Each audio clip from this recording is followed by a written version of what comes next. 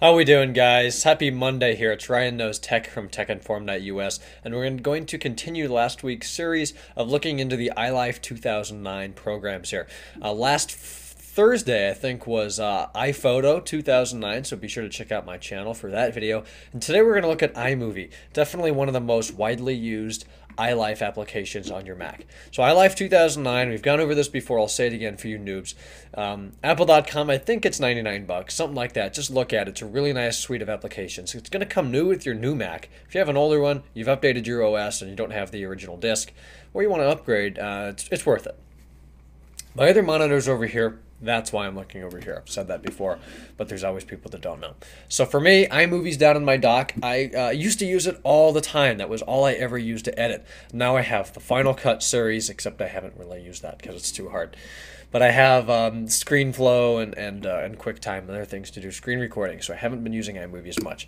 Here it is. Pretty fast startup, really intuitive program. That's what I love about it. Here's your project library. Everything here, whenever you create a new project, it comes here. To create a new project, guess what? File, New Project. You can do all kinds of stuff from these menus up here.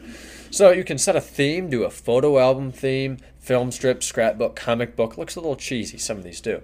Or bulletin board. Then you can automatically add all kinds of transitions to and between media, give it a name, and then select your aspect ratio, keeping in mind that 16:9 is widescreen like your TV or most monitors these days. Standard 4:3, that's going to be your square. And then the iPhone is, well, guess what? The screen on your iPhone. For the hell of it, we're just going to do a 16:9 project. We're going to call this iMovie. And we will do, how about a photo album? And then create. Here it is. So from here, you can import and drag your own media in. If you want to import, File, Import. There's two methods. You can import from a camera. One of the most popular cameras that people use, if I can find mine, here it is the Flip. Ultra HD, Minnow HD, the Flip, whatever. It doesn't even have to be HD. It has this. Plug that into the side of your computer. Boom, iMovie finds it. Finds all your content on it. Select what you want. You can even preview it to know if you want it or not. And then go ahead and import it. Takes a few minutes. Gets a little hot. Rev your fans up a little bit using CPU or whatever SMC fan control. And there's your content. And it puts that content into your event library, where it's super easy to create a new folder for a new event. I only have one event, and it's called Intros. And in here I have my old intro that I used to use when I used iMovie. And there it is. Your big preview window is on the top right. This is all adjustable depending on the size video you have, how much video you want to see versus how much content. So if I wanted to edit that, I would go into the project earmarked Ryan Knows Tech Intro. And look, there it is. Look how easy that is. That's all it looks like. I put a little track in there, 16 seconds. No intro, no transitions here.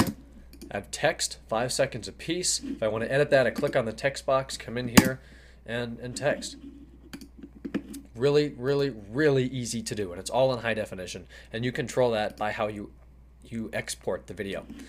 So back to the event library here. You can browse your hard drive for videos, or you can go into the iPhoto library and bring in iPhoto stuff, which you can do over here. You see all of these different buttons here. That's where to import some stuff. You click on the first one, it looks like a note. That's because it's music. You can use the included iMovie 2010 themes or tracks, which some of them are pretty decent. If we go in here to jingles, a lot of these sound familiar. They're all over YouTube. Or you can use your iTunes or off disk or whatever you want to use. Photos, right now I have it synced up to iPhoto. So if I wanted to bring a photo into that new project that we just made, I'll take it, drag it up here, and there it is. It's just a 4-second photo. It automatically puts a little Ken Burns or whatever that effect is called on it. If I wanted to change that, I would click on it, then right click, and you can go to, I don't know what I'm doing. See this little thing in the bottom left here? Looks like a gear, has a little drop-down menu. Click on that. Then you get the options here. Cropping, Ken Burns, and rotation. That's nice if you want to edit it. There's your Ken Burns. You can crop the image, how much of it you want, and then fit it to screen, which is usually what I do.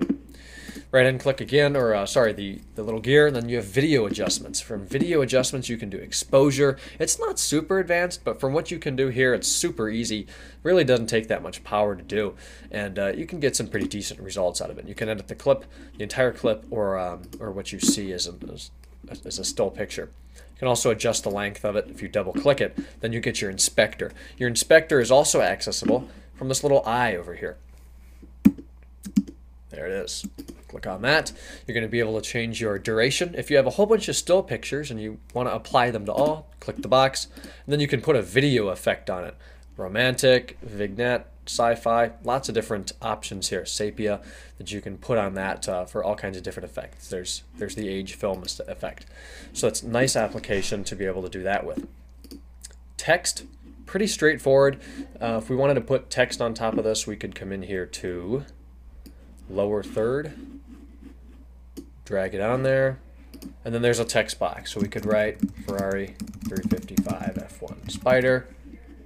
Down here, 1990, what is it, 6 through 1999. Or actually it's 94 through 99. But there it is. Really easy to do.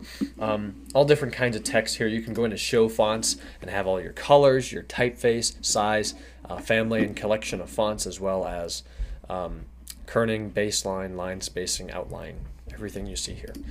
So again, that's super easy. And if you wanted a photo album effect, you could drag this on right over top. It'll just replace it, and now it looks like that. So that's a nice, clean, professional way of doing that. You can also put credits, lots of different fun effects here. Clouds, paper down at the bottom. You've seen all those effects. Most of those are done here from iMovie. Moving on, in that little row here, you're going to find all the transitions you can use. Well, for transitions, we need at least 2 objects. So let's drag in another picture here. And we will put one of my favorite transitions, which is the swap. Drag that in. You can see as it goes between, one kind of fades out and the new one kind of fades in. So if we double click that effect, it's going to open the inspector, and it's only 15 or 0.15 seconds long. Let's make it 1.15. You can really see it then. Maybe not. Let's make that even longer. So really, it'll just be a quicker effect, or a slower effect based on how long you make that. Another one I use quite often is called mosaic. There it is. Kind of turns, makes window pane out of it, and then turns all the individual tiles over to the new image. That's nice as well. So there's all the transitions. There's lots of them here. You got to play with them to enjoy them. And then there's the photo album one. You can make it look like a photo album if you're using the photo album theme, but it kind of blurs out, shows you all the pictures, and then comes back in like you're going in a photo album. The last one here is the world, and I'm going to be using this on our trip out west in a few months. I have not used it a lot, but from when I have used it, it's kind of cool. You put in a starting location and then an ending location. Right now, let's see what it has default. Looks like San Francisco. So if you wanted to edit that, you could simulate a flight from where I am up there near Lake Erie all the way across wonderful country to the west coast. So that's nice. You got lots of educational maps here, like we need those, right? And globes, old world, blue, educational, watercolor, lots of nice maps there.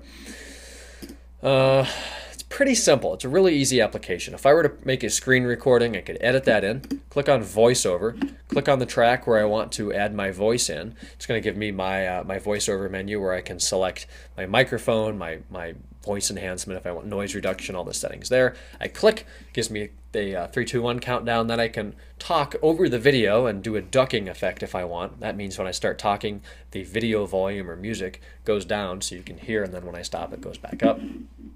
Very easy to do that.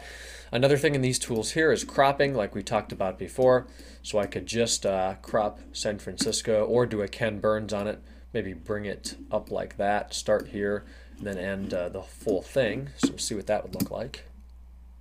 Yep, so it zooms in, and then, yeah, just lots of nice effects. You can also change the size of these thumbnails depending on how much you have to edit. You can move your project bin and then your event library. You can switch those. Depends on what you're used to, I guess. Up here, you know, just more ways to do the same stuff. But this is a really easy application to make anybody. You don't have to be good at computers. You can still make a nice video. So For some reason, if I thought this project were good enough to export, I could go up here to, that'd be share, and then share. You want to do export movie, which happens to be Command E. Save it to the desktop. This is going to be your size: tiny, mobile, medium, large, and high def. So we'll do high def straight to the desktop. Export. This won't take very long. It does lock up the application, as in you can't do any further editing, of course. About 1 minute, less than a minute. There it is. Not going to take very long. And then that's going to give you a beautiful 720p rendering of the video. So iMovie, it's a go. Yeah, I think it's good. I know that John Four Lakers still uses iMovie on the everyday. It's definitely professional enough and easy enough to do pretty much anything you want to do. And you can move stuff around really easily, move in audio tracks and trim them really easily. You really have to play with it. I can't show you how to do everything in a short video, but you definitely need to either go to an Apple store or Best Buy or somewhere. Just go ahead and open up iMovie and drag some stuff around. But it's just so easy to browse here. You can go into, how about the Columbus Trip album. Well, these are all cars. Drag something up here. And there it is. You can adjust everything from there. So any requests on any further iLife videos or anything, leave me a comment down below or shoot me an email, ryan@techinform.us. That brings up our site. Still looking for posts and whatnot there. That'd be www.techinform.us. We look forward to reading all your posts there. And then every Tuesday night from 7 to 9 p.m. Eastern Time on ustream.tv, or actually ustream.tv/user, been forgetting that, /techinformus, we host our live shows. So hopefully we'll see you there next Tuesday or in tomorrow's video. Please subscribe if you haven't, and I'll see you guys tomorrow.